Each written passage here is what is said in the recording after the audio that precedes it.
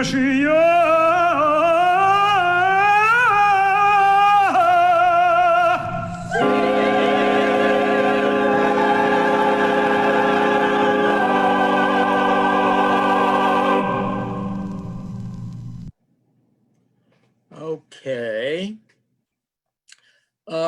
The next number is in two parts because it was two sides of a record. So I will let it play through. It is Avarachamim by Brody. It was a very, very famous composition for the what's called the Kleine Avarachamim, the small Avarachamim, which comes just as we take out the Torah on Shabbos. It is the end piece of a very long text, Hakol, Al Hakol Yitkadash Yitkadal Yitkadash Yishtabach. It's a whole long text, but this is the small part of it at the end. Avarachamim hu yirachem amamusim, as opposed to the what's called the Groise Avarachamim, the long Avarachamim, which comes after Yikum Porkan, which is for the martyrs. Okay. It is Moshe Kusevitsky is the soloist, and it is the choir of Meyer Machtenberg, who probably had the best, one of the best choirs in the 20s and 30s in New York. He wrote a lot of stuff and arranged a lot of stuff, some of it was very nice. He wrote a gorgeous Torah service in his later years that was quite modern for the high holidays, which I have and I've performed parts. As a matter of fact, Richie Nadel's father gave it to me. Machtenberg also was the choir leader at Shaarei Tzedek on 93rd Street in the years when Ganshof was the chazan there. And the other thing about this is you will notice in the second half that famous Vimale tune occurs that they used to sing. They used to dress up a boy and used to sing it in his little alto voice at a wedding walking down the aisle. Vimale. And you'll hear the choir sing that in the second part.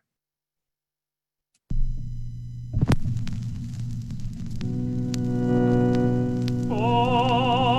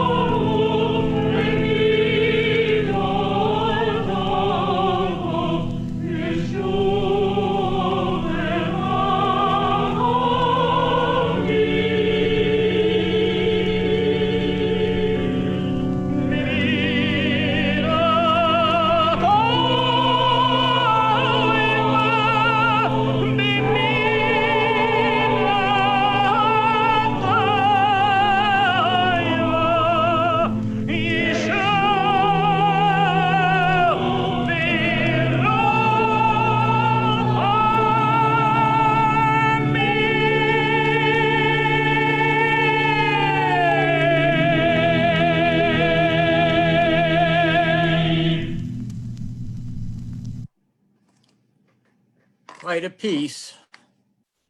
I wonder if they ever sang that in shul.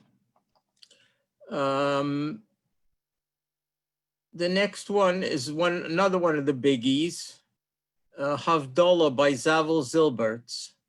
I don't think there's one tenor chazan that did not record this or sing it at some time or other.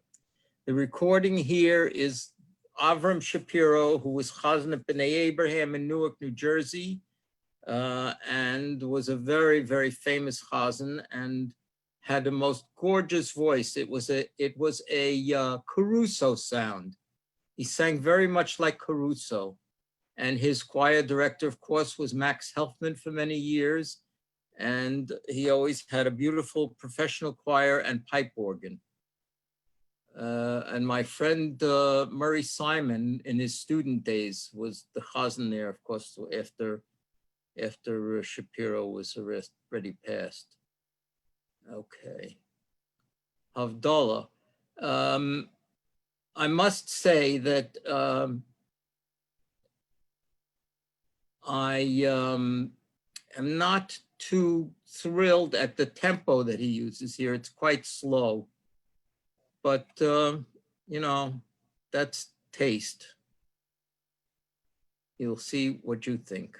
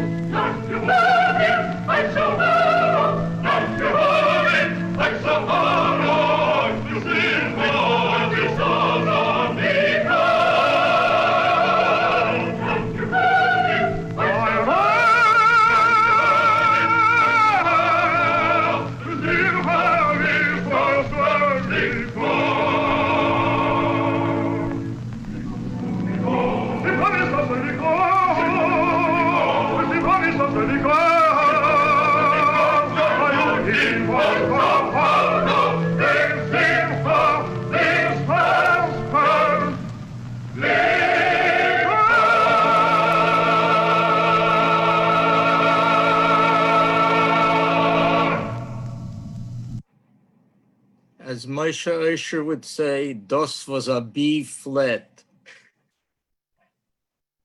Okay, the next piece is Uvnu Chayomar by David Reutman and arranged by Joseph Rumshinsky, who was, along with Olshanetsky and Sekunda, was primarily a composer for the Yiddish theater, but they all had synagogue choirs also. The soloist is Moshe Schulhoff, who was a very, very, very fine chazan. And nicht gedacht, he passed away a few years ago at the age of 66 from cancer. This recording is with my synagogue choir, my augmented synagogue choir, conducted by my wife. And it was at a concert for my 15th anniversary with the shul.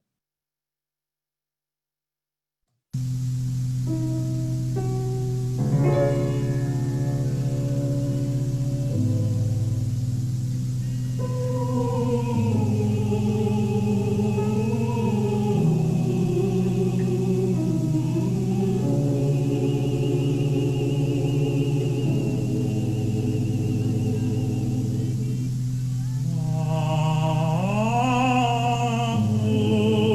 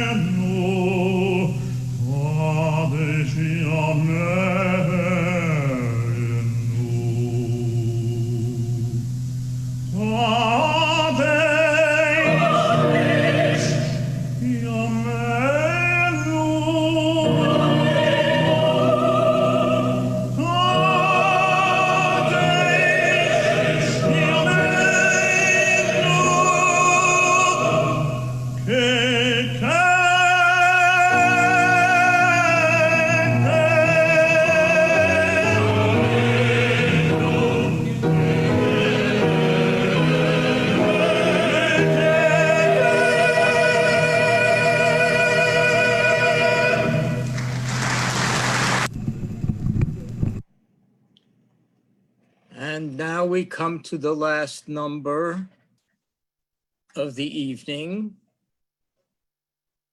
Avinu Malkeinu Gale Kevod Malchutcha Aleinu from Umitnei Chatoenu of the Shalosh Regalim, written by Chotiner. And the Chazan is Aryeh Brutman, the one of the great improvisers, and he was a great influence on Genshof. He was a little on the erratic side, from what I understand, but that's what happens. Greatness brings with it other things. It's a very old recording, so bear with me.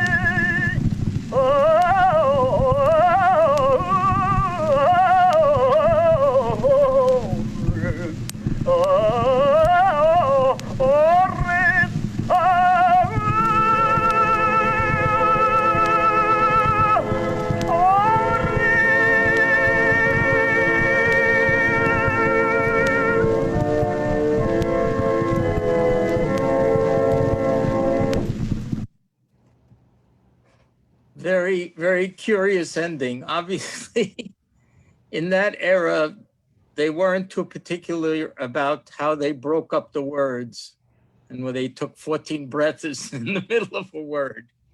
But it was very interesting interpretation. Well, that's it for this evening. Well, that was an amazing program, as usual, Robert. Um, we are going to do this again 2 weeks from today. We'll do a part two of this. What do we have coming up on that program? Coming up on that program, we have an excerpt from the Machtenberg Torah service for the high holidays, and the soloist is Jan Pierce. And then there's a Barosh Hashanah by Helfman, which is very beautiful. Also Jan Pierce, the soloist. Then there's V'ye'etayu by the Cantors Institute Choir. Kikashimcha by Weintraub. Hayeim Pefios from that same Chazonim Verband concert in Madison Square Garden with Avram Dubau as the soloist. Did you Hayoma say Russell Madison Square? Square Garden, yes. Hayoma Rasolam with Mo Silverman as the soloist, which is a beautiful piece. And then there's a piece that my choir sings. It's just a choral piece, the Psalm 150, Hallelujah, by Naumburg, which we don't hear too often. Most everybody sings Lewandowski. And then there's Anna Tova, which also the Seminary Cantors Institute Choir. And then that famous Rosenblatt Hasidic Kaddish with my choir and me as the soloist. Nice. And it completes with the ending for Ne'ilah, the Shema in Adonai Hu HaElohim choir, and the cantor soloist is Yosef Schmidt. And lest people think that that's all that we're going to hear of the High Holy Days this year on the Listening Room. If you haven't seen it in the email, I just want to remind you on September 6th, 13th, and the 24th, we are going to be doing a very special series of Yamim Noraim in Borough Park, listening to the Chazanim who occupied positions at the big shuls in Borough Park, so you can hear what you might have heard on any given Yom Tov on the high holidays in Borough Park. Some of those are live recordings, by the way. Live recordings from the most pious sources, no doubt. Right. I don't know where they came from, but I have a friend that has some connections in Borough Park, and he gets me these recordings. All right. Names will remain right. Remain nameless, as I said. All right. So there we got that. So that's the next, starting not this coming week, but the next 3 weeks after that. We're going to have some amazing programs. Next week, we also have a fantastic program. For those of you who weren't here at the beginning when I announced this, we have Symphony Number 1, Judaica, which is a symphony based on the musical themes of the High Holy Days. It was written by composer Stephen Rothstein, and Cantor Hilary Chorney will be here with Stephen Rothstein to share that amazing program with you next Sunday night. It's a separate registration, so please do look in your email if you haven't seen that already. Also, I don't know if anybody saw this. It's kind of at the bottom of the emails that we're sending out, but on September 12th, starting at 8:30 Eastern, the conservative movement is putting together a massive, amazing Slichot program called Slichot Night Live. It starts at 8:30 Eastern, and it's going to go to 12:30 Pacific time. It's a 6.5 hour. Well, that sounds like 7 hours. I don't know, 6.5, 7, whatever it is. I think there's a mistake somewhere, but it's really long. It's going to be a lot of programming. There are going to be over 60 rabbis and cantors teaching, singing, doing services.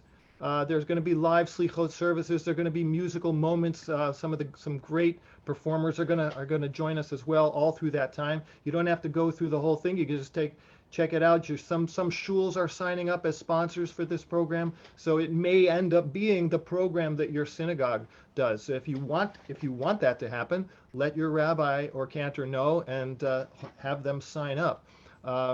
Even if your synagogue's already doing a program, it would be a wonderful supplement to whatever they're doing. I think that's it for the announcements. We're going to open things up for schmoozing in just a minute, but one last quick announcement. I want to say that if you're enjoying these programs, if you've been with us for a while, or whether you're a veteran of the Listening Room or any of our programs that the Cantors Assembly has been offering, if you've been getting value out of them, we really hope that you will consider the idea of if you have the resources, of making a donation to the Cantors Assembly. During the chat, I will put in during the schmooze, I will put in the link for that. But if you have the resources and the desire, we would appreciate any donation that you can make to help us continue to be able to bring these programs to us, programs to you. We're already here. Uh, well, Robert's already here. Robert's going to be here forever. So Forever and ever. at least if I have anything to do with it, you will be. As Nancy Abramson said, when I told her I wanted to retire from teaching, she said, "You'll retire when we have to carry you out." Well, maybe that's what it'll be. All right, Howard Corman is. We're going to go on to the schmooze, and I'm going to open things up to people to unmute themselves. So please do not unmute yourself just yet. Let's let the people who have raised their hands first have the floor, and after we run out of hands, then feel free to unmute yourselves at your pleasure. Howard, you should be able to unmute yourself. Okay, I think Susan Cohen answered my question. My question was Moshe Kusevitsky related to Serge? And Susan said that they were cousins. I don't know. I don't know that that's true. Oh, It may be. I don't know, but I don't think so. you don't think they were cousins? I Was don't. there any relation? Not that I know of. Not that I know of. But it's possible, I suppose. Yeah, it's really kind of an amazing name. So Right. I Right. heard It is an unusual name. Although it's very interesting that the different brothers spelled their names differently. Of course, it didn't matter because they came from Europe, and in Europe they, wrote it out in Yiddish. So I guess, wherever they went, they spelled their names however they thought they were going to spell them. I misspoke. It was Jen Liebler who said that they were cousins. Yeah, it may be. I don't know. I have no knowledge of that. Robert, Diane Newman asked a question that was actually on my mind because of something that you said a minute ago, or several minutes ago. She's curious if the pieces were actually sung in the New York area synagogues with mixed choirs in the 1930s. And you made a comment earlier that said, when you said about one of the pieces, I don't remember which one, I'm not sure if they ever sang this in synagogue. Right. And I'm just wondering. That was the Avarachmim. I've never thought of this question, and I don't remember really even ever occurring to me when I was in school. Were a lot of these pieces never expected to be sung or performed, or not performed, but to be done in a synagogue? Are these concert pieces? I think in Europe they sang some of these longer pieces in shul, but you have to remember that in Europe, in Odessa and in Moscow, in Petersburg, the Jews were not allowed to go to the opera and symphony and things. So when they came to shul, this was not only a devotional thing spiritually, but this was a means of entertainment for them too. So they sang these big choral pieces. So most, but I suspect that many of these very long pieces were done at concerts, but they may have been performed in shul. And Gaina mentioned something to me that was very interesting. She said, "How come Orthodox Chazonim sang with a mixed choir?" That's very interesting because the early recordings of Yisrael Alter from when he was in Europe all had mixed choir, but that was only for the recordings. They never sang with a mixed choir in shul. Okay. David Halpern had his hand up. David? Thank you. For many years, I was a choir member for Congregation Bethel in Akron, Ohio, under the excellent teaching of Cantor Steve Stein. Yes, Steve very close friend of mine.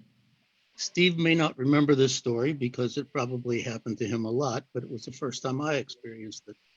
He would very often have us sing pieces that were not typical melodies, just to change things up a bit in a service. So we finish a service, and he and I are walking out of the sanctuary together, and an older man stops him and said, "Cantor, I didn't like that piece you sang. It's too modern." And Steve looked at him and said, "Modern? It was written in 1710. For about 5 seconds, the man didn't say anything and then said, "Oh, never mind," and walked away. And I suspect every cantor has experienced something like that. No, somebody once said to me, said, you know, you sounded just like Richard Tucker today. I said, when he was alive or when he was dead. Another right. comment I have, if you don't mind. Sure. Yeah. After your last week's program, I looked on the Cantors Assembly website and saw that there is a Journal of Synagogue Music, which Right. I'd never heard of. And I looked through a couple issues. Now, granted, some of the articles only make sense to other cantors, but there was an excellent article about Samuel Naumberg, which I appreciated because in our choir, we often sang several of his pieces. So I'll have to look through the rest of those journals to see what other good articles I can Oh, find. you could spend your whole life reading those journals. They're wonderful, wonderful articles in there. Some of them are technical, but Yes. there are others that are very, very, very good material and very interesting. All right. Julian Martinson has your hand, has his hand I think if I remember, there were three Kusavitsky brothers. One was Moshe No, Kusavitsky. there were four. Four. Moshe Kusavitsky lived in Cape Town, and he married my late wife and I. No, it was not Moshe Kusavitsky. It was Simcha. Simcha. Simcha lived in Cape Town, yes. Right. Correct. And Right. and Moshe and David and Jacob were in London for a while after the war. Okay. Came to New York in the late 40s. Jacob also, because Jacob was the Cantor synagogue I grew up in, but passed away when I was young. And David was at Temple Emmanuel in Borough Park. Was at Bethel in Borough Park. Okay. Thank you. Richie Nadell, did you have your hand up? Looked like it was up, then it went away. Rich, you there? Don't know if he's still here. Okay, I'm here. I'm here. Can you hear me? Yes. Okay, you have to be a genius to figure out how to unmute. So I wanted to say, number one, that I do believe that a good number of these pieces were in fact done in the synagogue. Okay, I mean, some of them like, I even have a situation that I remember when I was an adolescent singing baritone for my father, where we did a Sunday morning service at a bar mitzvah at the Fifth Avenue Synagogue with Cantor Joseph Malavani, and he sang the Brody's Havarachamim with the choir. Wow. Okay, so it was, there's no question that a lot of this material was done in the synagogue. Now, to answer the question that somebody asked about mixed choir, I don't know about the 20s and the 30s. First of all, the Machtenberg, that it's piece, the Avarachamim that Machtenberg conducted, it sounded like there was a mixed choir, but I have a feeling that they were male sopranos. It was not a mixed choir. Could be. Okay, because I mean, I knew early, and I was a kid, there were these guys who were still around who were male sopranos, and some of them were terrible and some of them were pretty good. But in answer to the question of the mixed choirs, when my father took the job at East Midwood Jewish Center in Brooklyn, it was around 1951, I believe, and that was a mixed choir. And before he was there, Shalom Secunda was there, and he also had a mixed choir. So certainly in the 40s, there were mixed choirs. Which is very interesting because my father-in-law was at the Brooklyn Jewish Center, and Secunda, when he left, came to conduct at Brooklyn Jewish Center, and it was not a mixed choir. He never davened with a mixed choir there. It was always a male choir. Interesting. Now, at the same time, the Flatbush Jewish Center never had a mixed choir, and they were just a few miles from each other, Right. Well, both, major conservative synagogues, Right. but East Midwood had a mixed choir. I guess it depended on how the people felt and how right-wing they were. Because the shul that I grew up in Kew Garden Hills, never had a mixed choir. They Friday nights when they had late service, they had a volunteer choir, which was mixed. But when high holidays and Shabbosim, they had a professional choir and it was all male. You know, I guess it was just part of a Yeah. process. Right, right. Okay, so let's When I came to Washington, by the way, the year that I came there, they instituted a mixed choir. And before that, they had never had a mixed choir before. They had a male choir with boy sopranos. Incidentally, you should also know that the debut performance of Machtenberg's High Holiday Torah service was done at Town Hall in New York City by the Fellowship Guild, and Jack Barkin was the soloist. There was a lousy recording made. It was very unbalanced, but many, many years later, Barry Sirota got a hold of that recording from me, and he actually produced the recording. So I don't know, since Barry is long gone, I don't know if it's available, but I know that he I have heard it. I don't know whether I have it. So I have it someplace in a drawer. But of course, the one with Pierce is just gorgeous because it's Abraham Kaplan conducting the, you know, his choir. Interesting. And Morris Barish wrote all the other arrangements for that recording. When Machtenberg wrote this, he wanted Moshe Kusevitsky at that concert at Town Hall, and he was not available. My father got Jack Barkin to do it, and after the performance, Machtenberg told my father how absolutely thrilled he was with Barkin. Sure, why not? All right, we're going to move on. Tom Craner has had his hand up. Tom, I'm going to lower your hand, and just a quick note to those who might have seen it come into the chat a few minutes ago. I put the link to donate to the CA. It's www.cantors.org/support-the-CA. I'll put it in again. Tom, are you there? Yeah, I'm here.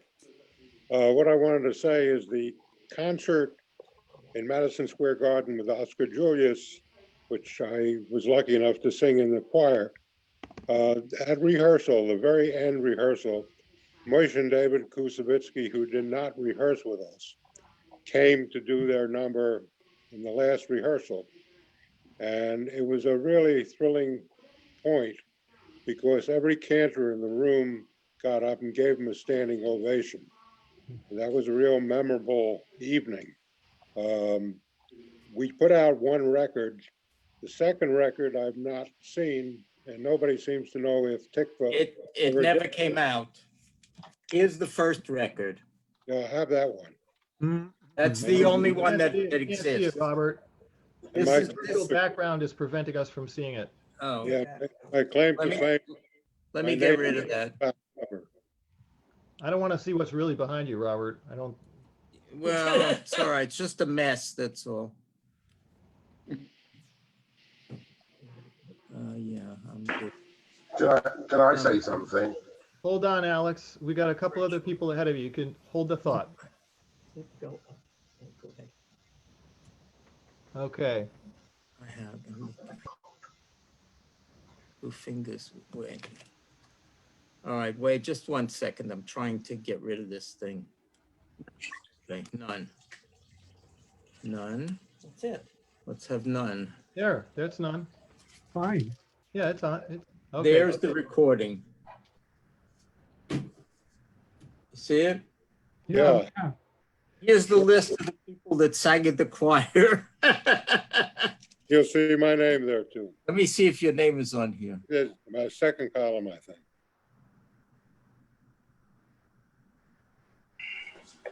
I don't. Yes, there it is. I see it. I see it. I see it. And here, by the way, here is the program from that concert. Huh.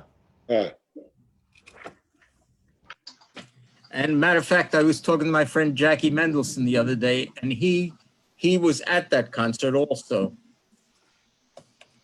And we're going to listen to one of the pieces from that concert. Moshe Kusevitsky singing Hashem Mara Butzarai by Willie Buckchester. So at some point, I know it's on one of the things that I'm preparing. All right, Abe Lubin, you've been waiting a while. Abe, are you still here? Yes, I am here. I would like to first of all requires. When I was in London, just served 1 year a synagogue called Bayswater, which was part of the United Synagogue, which was essentially Orthodox in London. And I sang with men and women a mixed choir.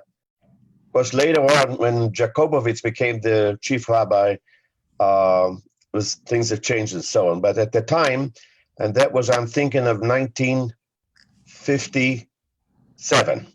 Okay. Secondly, as far as the Schubert piece, the very first piece, Robert, that you've illustrated of Schubert, what's interesting is that, yes, Solomon Sulzer asked and invited several of the composers there, including a famous Schubert, of course.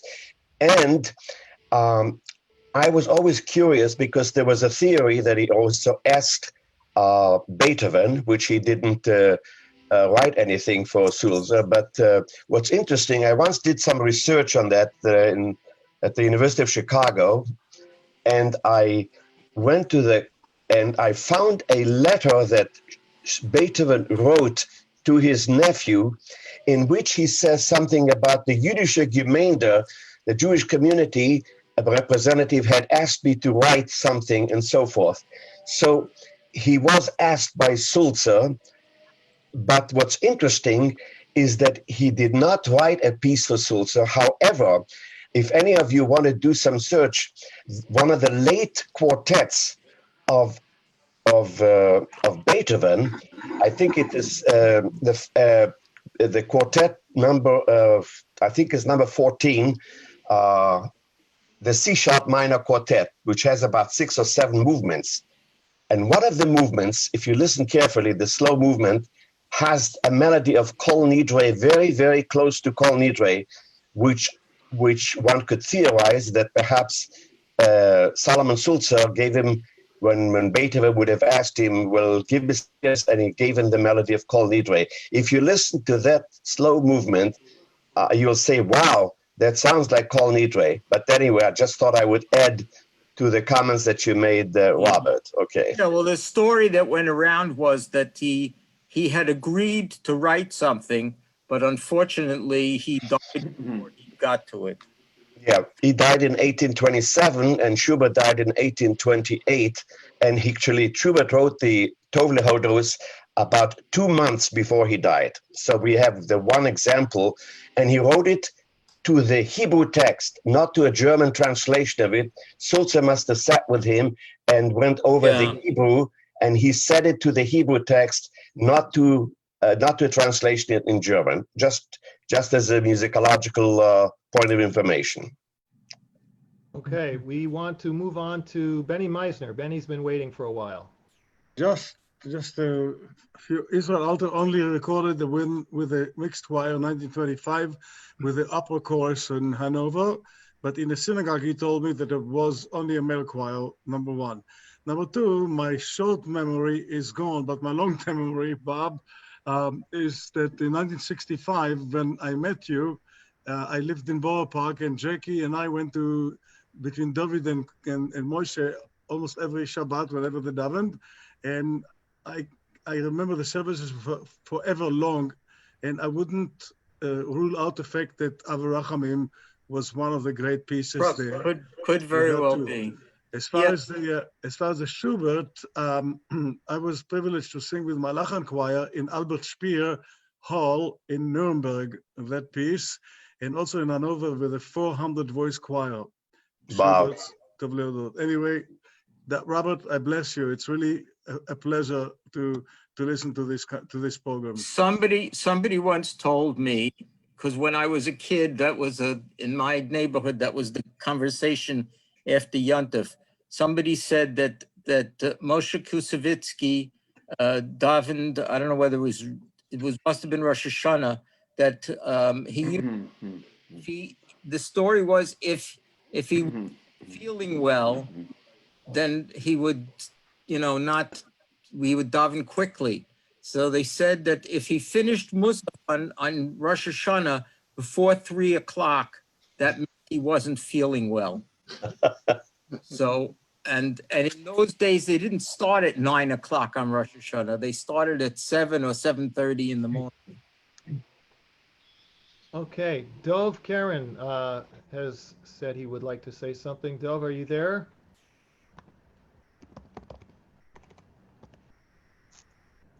Dov? You're unmuted. Hello. Well, we can see that you're unmuted, Dov, but we cannot actually hear you, so you may have an issue with your microphone. While we're waiting, David Tillman. David? You'd be able to unmute yourself. There we go. Great program, Robert. Really terrific program. 3 small points. I was going to ask, as everybody else did, about whether these pieces were in fact done in shul, and I was particularly curious about the Mim Komacha, the Zela Rovner, which was brand new to me. And your comment about that long and really difficult to perform unison section would be a killer to perform in an a cappella situation. And I'm wondering, I'm wondering if that particular piece was performed in shul. I'm write sure that it was. You I'm are sure that it was. because you ended the time indicator was 8 minutes long for that one piece. So that really was incredible piece. In Incredible the piece. 30s and 40s, people weren't running out the door to go to catch their golf time. Right. And the second second comment, 2 more comments, and then I'm finished. One is that I did hear during my 4 years at the Juilliard School, it came up in a very interesting conversation by a faculty member at the Juilliard School that in fact Moshe Kusevitsky and David Kusevitsky and all the brothers were cousins, in fact, of Serge Kusevitsky, the conductor of the Boston Symphony, and that was told to me by a non-Jewish member of the faculty there. I don't remember whom, but I remember vividly the conversation. And the third point is that the Helfman conducting of the Havdalah I thought was spectacular, and I'd never heard that recording before. And the comparison between the slow, expressivo, subdivided first half and the very up-tempo second half was really, really wonderful. I have never heard it conducted so slowly. Yeah, well, I thought it was wonderful, absolutely wonderful. So thank you for bringing that to our awareness. Okay, we're gonna move on to Murray Simon, then Joel Silbert I see you have your hand up, Joel, and then before we wrap things up, I want to draw attention to this Machloket L'Shem Shamayim that's been unfolding in the chat here. So why don't we start with Murray, then Joel, and then we'll talk a little bit more about which Kusevitskys actually lived in London and why. Thank you. Robert, you're doing a phenomenal job, and Yasher Koach. I sang on that recording with Moshe Genshoff in 1966. I remember at HUC, we were all male back then at HUC. I don't know if Betty was in that recording, but we were on 68th Street. We went down to 23rd Street to the RCA studios, and we did many, many takes with Moshe. He was not happy with how he sounded, and we had to do it over and over and over again. I remember him telling me that he was having some vocal problems at the time, and he had problems with the pitch. He eventually, it sounded very, very good, but I remember that we were there all day into the night because we had to do retake after retake. Right. But the final product was wonderful. About Beethoven, he was invited to write a piece for the dedication by Zulzer, of the dedication of the synagogue, which he turned down.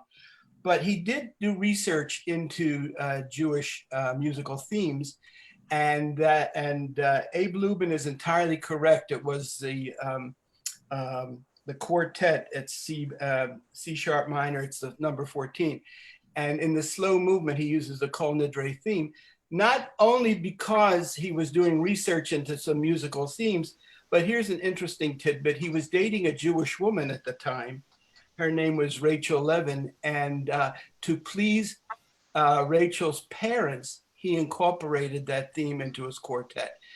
Eventually, Rachel's parents were not happy that she was dating Beethoven, so that came to naught. But it's interesting that at the time that he wrote that, he was dating a Jewish woman, Rachel Levin, and he wanted to please Rachel's parents by including that. Just a little tidbit of information. Thanks a lot, Murray. Joel.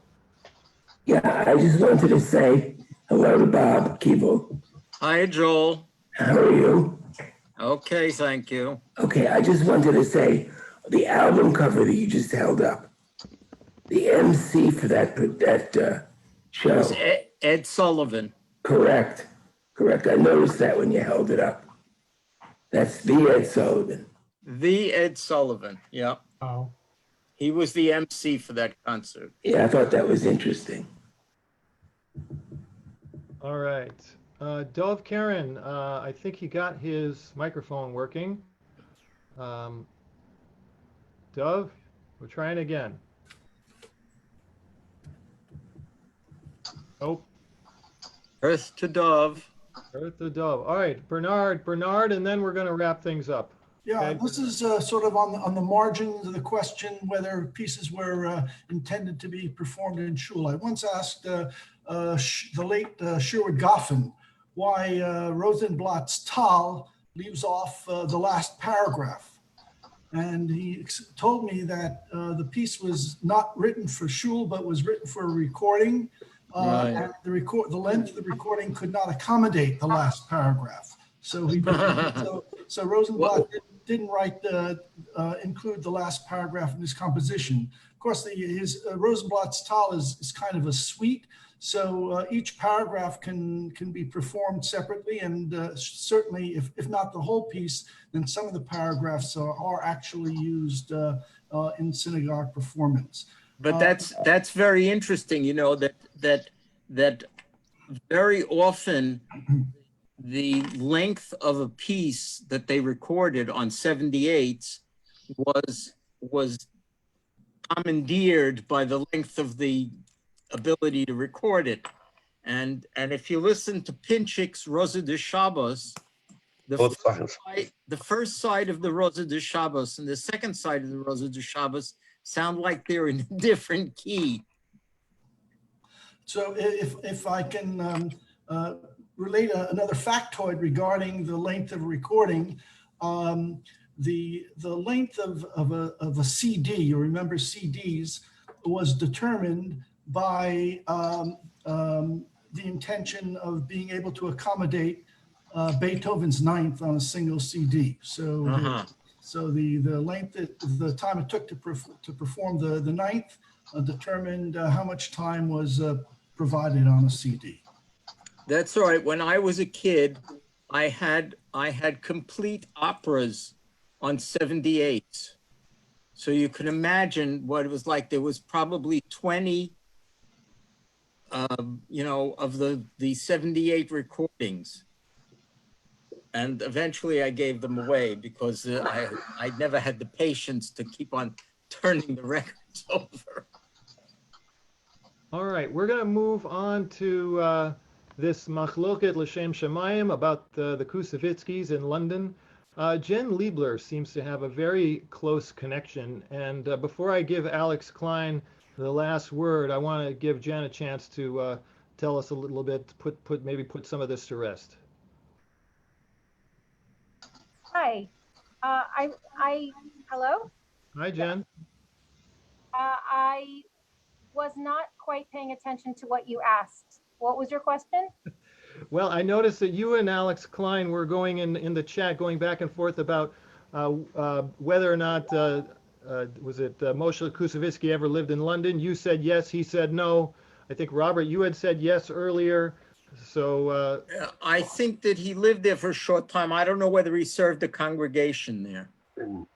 Right, he didn't have a pulpit.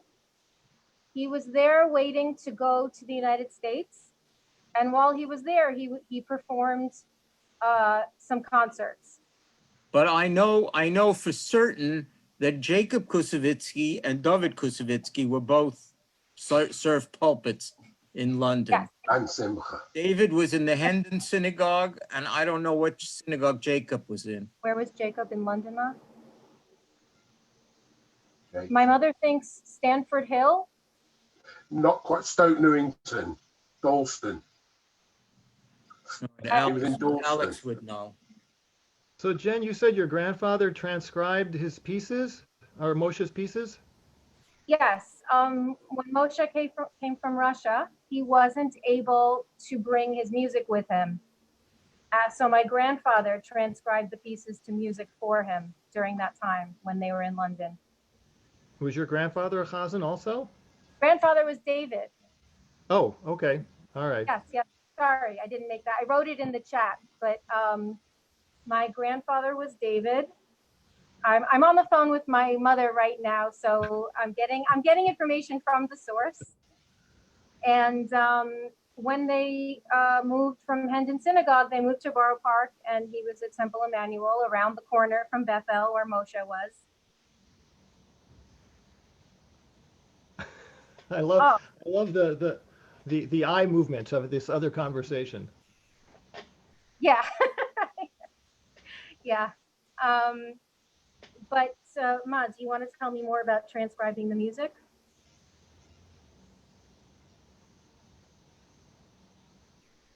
Yeah, they just sat for hours and hours writing out all of the music. And my mother was a 5-year-old observer at the time. Wow, that's great. All right, Alex, do you have any other tidbits to add to this? Yeah, there was Simcha, David, and Yaakov all had permanent positions in synagogues in London. One was David was in Hendon. I think Simcha was one was in Poets Road, and the other was in that was Dalston, and one was in the Duke's Place for a time as well. I think Simcha was in I forgot about Simcha. Yeah, because Simcha was in Duke's Place. Simcha spent Jacob so was much in time Poets in Road in Johannesburg. Dalston, and David was in Hendon Synagogue. Right. Moshe came 47. He did a fabulous concert with all the four brothers at the Royal Albert Hall in 1947. Moshe convinced his brothers that they were getting, because the United Synagogue wouldn't allow them to record, wouldn't allow them to earn extra money outside the United Synagogue. The United Synagogue owned them for 7 days a week, as they did all their chazonim. I mean, that's why Price left to come to America, and Yaakov Goldstein left because of they were owned 7 days a week by the United Synagogue and couldn't do anything about it. When you talk about mixed choirs, during the Victorian period in London up to the 1960s, there were mixed Orthodox choirs. Roughly at the height, there was about 12 choirs which are mixed and Orthodox. Hampstead Synagogue, until Jakubowicz became chief rabbi, had a mixed choir. And there's one mixed choir left in England, that's at Prince's Road in Liverpool, which is the Liverpool Old Hebrew congregation, and that still has a mixed choir, and it's Orthodox rabbi. Women sit upstairs, men sit downstairs, as a traditional Orthodox synagogue. But They have separate seating in the choir too? Pardon? They have separate seating in the choir also? But the choirs mainly, you couldn't see them, so they were allowed because they were above the Orem Kodesh in a choir room, so they weren't on the bimmer like some of the other choirs used to be, so they were in choir rooms. So the idea of if you couldn't see them and you couldn't see men and women singing, then it was okay. But most of the Orthodox choirs, because of the way the Blue Book was written, which was the Bible of synagogue music for the Anglo-Jewish community, it was for 4 parts, and so they used altos, and boy sopranos, which I suppose finished roughly late 60s, early 70s. When Malavani was in London, Herstik was in London, Zev Torren, Heinovich, they all had choirs, and they all had boy soloists. Right. So the pieces reflected that. All Today, right. I don't think there's a full-time chazan in an Orthodox shul in England, in England or in London. So it's a tragedy what's happening. Again, within the liberal movement, reform movement in London, I think there are 3 full-time cantors, and 3 of them, and they're women. One is Zoe, I think is it Amanda. They all trained in the Hebrew Union College. So, and there's one at the moment in Hebrew Union College, I believe, who's coming over to London for a job, for a position. But apart from that, they're all basically all part-time. Traditions have gone, and it's the world of Kolbach. That's it. All right. Well, we're not going to litigate that question tonight. We have plenty of other opportunities to get into that. I'm going to turn off the recordings in a moment and just let people who want to hang out schmooze for a little while. I'm going to say that we're officially done for the evening, but I really want to thank everybody. I mean, there's still 57 people here. I can't. I really. It's so amazing. I mean, Robert, you remember the first couple of programs? We were lucky if we got 57 people. It's exactly. We've come a long way, and we really appreciate everybody coming out and supporting the program and being here. We thank you for taking the time. Almost 2 hours now. That says, Robert, that you're doing something right, which is. And Gaina is screaming from the kitchen. It's time to eat dinner. Time to eat dinner. What are we going to eat now? All right. Of course, Alex is ready for breakfast now. All right. So thank you all for coming. I'm turning off the recordings now, and if you want to unmute yourselves and schmooze, please be my guest. Just Yashakar.